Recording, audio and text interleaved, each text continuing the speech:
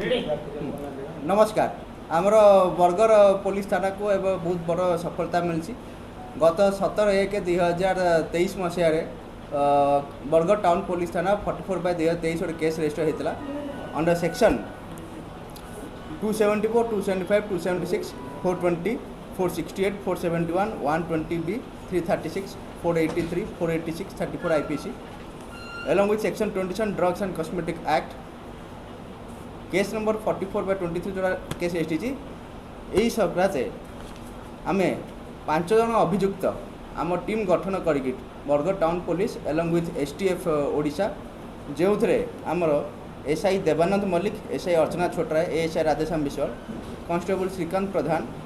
अंबुज कुमार बारिक, रंजित कर्मी, ज्योत्ना प्रधान, हाथीराम दोरा, पद्मन मुदली आ बाकी आम STF Odisha doctor Sudarshan Vishwal, drug inspector आउ